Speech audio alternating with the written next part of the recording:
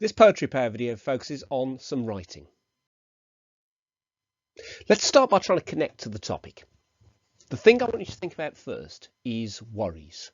If you look at the picture on the left, that person in silhouette seems to be staring out into the world, but all around them is blackness, is this sense of something kind of closing in. And we all get that at times. We all worry about stuff, whether it's big, whether it's little, some of it's serious, some of it's not so serious. But I want you to start by just jotting down some ideas about what you worry about, maybe a little bit of detail about why. Once you're done with that, unpause the video. Now, if you're doing these in sequence, you'll have looked at the poem Storm on the Island. If you haven't, it might be worth having a little look at that before you carry on. There's a video in our PoetryPower sequence or a poetry burst to have a look at. But what I want you to then focus on is, how is worry like a storm on an island? What are the connections between those two ideas? Once you've thought about that, unpause the video and we'll go on to the next. A slightly more abstract one now. This is a little bit weirder and a little bit more difficult. In the picture on the left, you can see someone in what appears to be Germany, because it's the stuff underneath the main graffiti is in German. You've got the word angst, which sort of means worrying about life. It sort of means the idea of you having a bit of rage towards the world, a bit of worry towards the world, that kind of idea. Okay, but I want you to push this idea of how is worry like a graffiti on a wall. If you're struggling a bit with that, maybe have the clue that it's like it covers something up, or it changes what's already there. If you look at the house wall and you look at the graffiti, there's a change once that graffiti is added. Once you've had a little think about that, unpause and on we go. One of the best ways to tackle your own piece of writing is to adapt an existing one. So here we've got a couple of lines from Storm on the Island. I've put some bits in black, which we're going to keep, and some bits in red, which we're going to change. Let's have a look. The original poem says, "We are prepared. We build our houses squat, sink walls in rock and roof them with good slate." And it's about the idea that we think we can cope with stuff. So this is what I want you to do now. I want you to imagine that your mind is the thing that's being prepared and built instead of the houses. And I want you to take that idea of we are prepared. We build our defences up. We build our barriers up. We build our self-esteem, we build ourselves up, we try to prepare, we test ourselves, but we never know what's coming. And I just want two lines that focus in on the idea of we think we can cope with worry. Once you've had a fiddle around with those and you've got something you're pleased with, unpause the video and we'll have a look at building it up further. Okay, so here you've got the whole run of a chunk of Storm on the Island, and the reason for putting this in is so you've got a sense of where this might go now. Okay, so in my head, it's fairly straightforward to go from the idea of worry to the idea of us being prepared, to the idea of almost being bossed around by worry, to being kind of besieged by worry or having it hit us like a storm. Okay, so that's where we're going to go with this. Now I'm going to break it down and we'll do that piece by piece. For our next piece, I've changed that first black line a little. You might think that your mind is company. Now, if you remember, in the original poem, it's all about the idea that you kind of are familiar with this thing. In the poem, it's the sea, but then it changes and it gets you.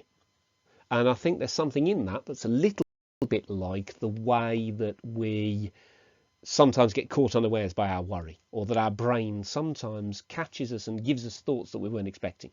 So your task now is really simple. Take those three lines, use the same pattern, and try to build up the idea of you might think that your mind is company, working with you comfortably day by day, but no, when it begins, something. Once you're done, unpause the video and on we go. We're now going to adapt this idea of thoughts coming at you from all different angles, almost like they are the storm. Okay, and us just kind of sitting there and hunkering down in our brain and trying really hard to understand what's going on. Here you can see 3 lines from the poem.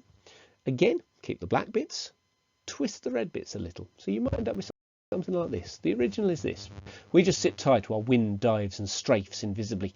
Space is a salvo, we are bombarded with the empty air. You might change it to something like, we just sit tight while worries dive and strafe invisibly. Our fear is a salvo, we are bombarded with the empty madness. Now, I don't particularly like that last line. I think I lost my way while I was making that example up a bit, and madness is perhaps the wrong noun. But you get the sense there. If you can put different things in, but you can keep the pattern. Once you've had to play with that, unpause the video, and on we go. Now we need a last line. In the poem itself, it's strange and is a huge nothing that we fear. And I think there's something in that for mental health as well, that we get ourselves all wound up about our own thoughts. But actually, a lot of it can't hurt us. A lot of it is something that doesn't do us any harm. So, I want you to take and twist, same as we've done before, change or keep, depending on what you like. But you want to come to some kind of conclusion that actually, maybe, this stuff is not as powerful as we think it is. Once you've done that, unpause the video and on we go. Okay, if you've done that, you'll have something approximating a full poem in front of you, needing a bit of editing.